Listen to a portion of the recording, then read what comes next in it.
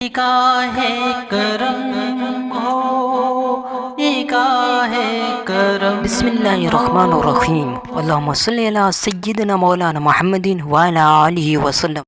حضرت ابن عباس رضی اللہ عنہ نے بیان کیا ہے کہ ایک رات میں ام المومنین میمونہ رضی اللہ عنہ کے گھر گزاری۔ اس رات نبی کریم صلی اللہ علیہ وسلم ان کے پاس تھے۔ میرا مقصد رات میں نبی کریم صلی اللہ علیہ وسلم کی نماز دیکھنا تھا۔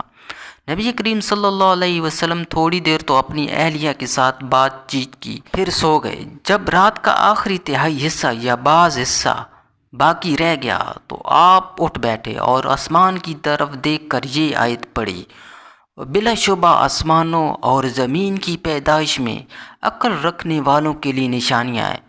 پھر اٹھ کر آپ نے وضو کیا اور مسواک کی، پھر 11 رکعتیں پڑھیں۔ پھر بلال رضی اللہ عنہ نے نماز کے لیے اذان دی اور آپ نے 2 رکعت نماز پڑھی۔